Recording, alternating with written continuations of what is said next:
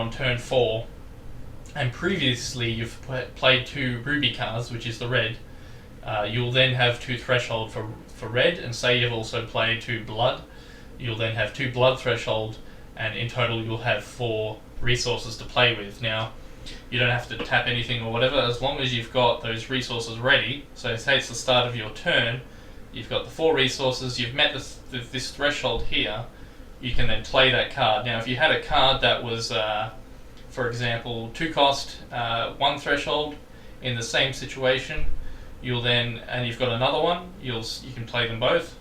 As long as that threshold is met, which you could, for example, an easy way to explain it would be if you've got one, like say you've got 10 resources in play, and one of them is a sapphire and the rest are all blood, and you've got, say, 3 cards in your hand, they all cost 3 each, but they all are threshold 1 sapphire.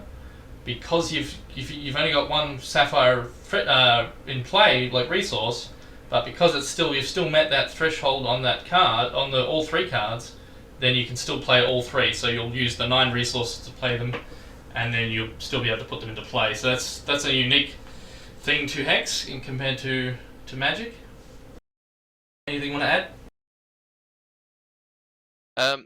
For anyone who's played a game called The Spoils, they ran a very similar system. They found that it basically got around the issue that a lot of people have in Magic of being color screwed. You know, oh, damn, I'm short 1 red mana to do this. Whereas this, for example, in the preview card there, if you only have 1 ruby threshold, you're in a great deal of trouble. But let's face it, by the time you get to cast him, if you play in a red deck, there's a pretty good chance you're going to have your threshold requirements done. Yeah, no, exactly. The system is much more forgiving for playing multicolored decks because of the fact, like I was saying with the 1 sapphire example, you know, and you still got a lot of resources, as long as that threshold's met, it doesn't matter what color your resources are, because they just think of them as blank mana or whatever, a blank resource. As long as you've got those thresholds in play, then you'll be able to always cast the cards as long as the threshold's met. So, and then each turn that'll, you know, you get your mana back basically, and then you know, you'll never lose your thresholds. And there might be some cards that can get rid of threshold, but I don't think there is at the moment. So there's no, I don't think there's, like, you know, resource destruction. I think there's a few ways to do it in the game, but yeah, we'll leave that for now. So yeah, the rest of the card here, we've got a unique, so that just means you cannot have 2 of this guy, for example, in play at the same time. If you were to have this guy in play and then play another one of them basically gets destroyed. So you'd never want to have 2 to do that. That's a bad idea. So this here just lets you know that it's a unique card. Faction thing, I'm not too sure what that actually does. Do you know what that means? For the faction, that's either Ardent or your Underworld faction. So far, they don't have any cards that actually are based around which faction you're on, with the exception of something like the Chest of Hex, which, for example, one of those shirts would only let it have either neutral or Ardent. The Ardent are basically all the living things. We're good, we're righteous, we're living on the surface of the world. Whereas the people of the Underworld, you know, you got your Necrotic, the Shin Hair, which are evil, conquering, feudalistic bunnies. Things like that are all on the Underworld faction, the evil guys. Think of it like the Alliance and the Horde for World of Warcraft, for those that are familiar. Yeah, exactly. So I just quickly brought that up. So there's the Ardent comprises of the humans, the elves, Coyote, and orcs. And then you've got the Underworld, which is the Necrotic dwarfs, Shinhair, which is the rabbits, but they're evil rabbits, and the Venom. So the Venom are like spider-type creatures. So that's the different races, I guess, for the different factions. I won't go into detail, but yeah, that's those.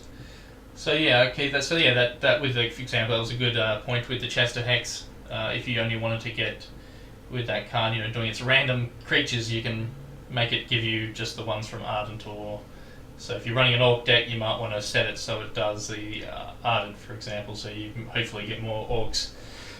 So then you got another interesting feature, because something we haven't actually mentioned yet is the fact that the game is 100% digital. So there's no physical copies of these cards. You're never going to play it at your local card shop. You might play it on a tablet there, but it's not going to be ever going to be physical.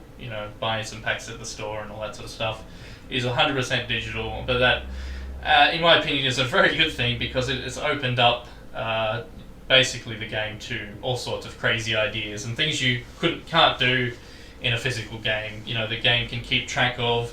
For example, say you put this guy into play and then you buffed him up with a spell that gives him a permanent buff, like to give him more attack or defense. He then dies. Maybe you bring him back. He'll still have that buff and stuff like that. Being 100% digital means they can do all sorts of crazy stuff you'll never see in something like Magic, for example. Other perks to being completely digital is, for example, the ability to add cards into yours or your opponent's decks. There's a few really nice cards at the moment that add cards into your deck just for being around. Or, for example, one of my favorite cards I've seen so far is Booby Trap, where you actually add a couple of cards into your opponent's deck, and if they hit them, they take a chunk of damage. Yeah, so there's the Booby Trap card there. There's the Sabotage is what you use to actually cast and put these Booby Traps into your opponent's deck. So yeah, being digital, they can do awesome things like this. So I actually really like this card. It's a rare card. It creates the 4 Booby Traps and shuffles them into your opponent's deck. So this, in my opinion, is going to be a very good card in a draft scenario where people are going to be running a 40 card deck, because they're likely to hit these. And when they do, not only have they lost their draw step because they've drew this thing here, then it deals 5 damage to them. So I mean, they could die just from this by itself. So if you've got a deck that can stall the game out and just say you've got 4 of these in it, like if you were lucky enough in a draft to get a bunch of these, which unlikely, but that'd be nice. You could basically just kill them with the Booby Trap alone, and it'd be super annoying to draw several of those in a game. It's a very nice card, and that's just one of the advantages of being digital. Like, you wouldn't really see something like this in Magic. I mean, that's an example of something that would be doable. Like, but you'd have to, you have these little token cards sitting by ready to put in their deck, and it'd just be a pain. But there's so many unique things they can do, but that's something that would be doable in a physical environment. But they've got things that just aren't, physically you wouldn't be able to do, or it's just too much of a nightmare. And that just opens the game up to just so many different things. So yeah, I'll go back to the card overview here. So that just shows you that it's a troop. Another thing that they've got by being digital is they've got a double back. So normally on the back of your card, you've got your artwork or whatever. That's something, people will be able to change, however their preferences basically. But then you'll have a double back. So you click this once, it'll show you the back. Click it again, and it goes to the double back. Now I think there's actually something on the Kickstarter here. So there we go, double back. So this here, it's basically, once you flip the card twice, you should reveal the back. So this card here is a Pack Raptor card, and on the back of the card it has achievements. So you say, for example, you're running this in your deck, if in PvE or PvP, and you want to complete these achievements, you then can unlock extended art, which then you'll have the card. The artwork might go up to here by normal. You can click a button and then it fills up basically the whole card. So by doing the achievements you get that. Then you might unlock a foil version of the card. It also keeps track of statistics, as seen here. The cards level up. And then also, if you win a tournament and this card was in your deck, for example, it'll put the badge on the back of your card saying, you won this tournament at this date and this card was in that deck. So that's a pretty cool thing as well. So that, say for example, some professional players win a tournament, and then they could, if they want, sell their prized deck or cards from that deck on the auction house. So this one was in a tournament and so on. So that's the double back there. It's pretty cool. That's again, you wouldn't have that in a physical environment. And another cool thing that being digital, they've got transforming cards. So here's a good example of that here. This is the card how it starts at the start. So it's the Ascetic Aspirant. He's a human troop. That's a 3/4 for a 4 cost, and he's got the 2 threshold in diamond. So pretty quick, you could get him into play pretty quickly. He's got a unique ability where if you tap him, so on the next turn after playing him, you could then tap him if you think it's safe to do so, because when you do tap him, he'll transform into this guy, which is a 0/1. So very easy to take care of this guy. If the other player has many options of removing him, a 1 damage spell, many different ways. So he's very weak when he's in this state. So you want to do it when you know you can either get him back or keep him protected. But when he's in this state, he'll make it so you can't actually play cards. And then at the end of your turn, you'll draw a card, and if you have 7 or more cards in your hand, he'll then transform into this guy, the Transcendent. Now this is where it gets amazing. This card is just really crazy. I'm definitely going to be building many decks around this guy because it's just really good. He makes it so you can draw a card, if you would draw a card. So, for example, at the start of your turn, or if you've got cards that let you draw cards, anytime you go to draw a card, this guy lets you search your deck and pick which one you want. So, and that's just crazy. So yeah, that's not only that. When he attacks, you gain life for each card in your hand, and you have no maximum hand size. So building decks around this guy where it's all about drawing cards, and you're going to want to have stuff where you can pull creatures out of the graveyard as well. So if he does die in this state, for example, you bring him back and get him back into play, and yeah, once you've got him in this form, you could pretty much take control of the game. Yeah, pretty nice card. What do you think of him? The first time I saw him, that made me really excited for these transforming cards. I'm a person who really likes pushing the edges of cards, and having something like you can't play cards on a tiny little 0/1 body in the middle there makes it real interesting for me to think, how the hell do I make this work? Because the payoff is great, but actually trying to get there is, the challenge, and it makes me very, very interested to try and get that going. Yeah, exactly. It's opens up a lot of windows and opens a lot of doors, I should say.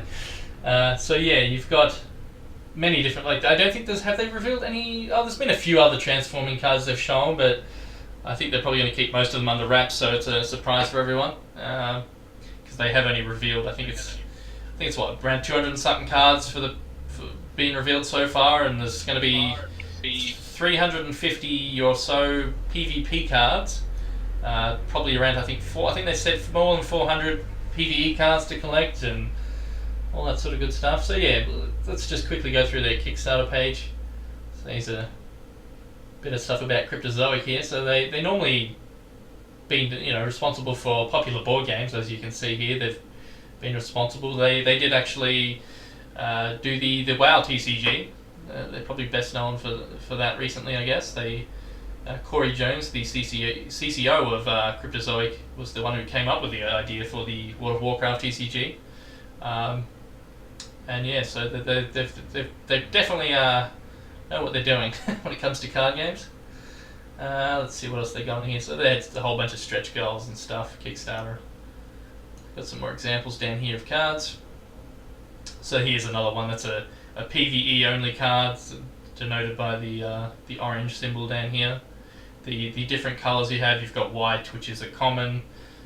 You've got a green for uncommon, blue for rare, and red is legendary, and that's all at the bottom of the card there. Another thing that the game does have, aside from your PvE heroes, you can also use a mercenary, which is sort of a sort of like a mini hero that you can just, it's easier to level up, but it's more specific. Whereas a hero, you can change them as much as you want to change for different decks you're running. So say you're running a warrior, you might have him with different passives and skills in one deck, and then change him around again for another deck. Whereas mercenaries are more tied into single decks. They've got a goal in mind, so you want to run a deck around that mercenary. So they've got this guy, for example, is quite a strange mercenary. He farts on the opposing champion, so yeah, but he's more to do with burns to the ground cards, and he's a bit of a strange one. I'll see if I can bring up some mercenaries on the website here. Whereabouts are they? It's Probably under champions. Yeah, I think there's a few examples here. I'll just bring that up.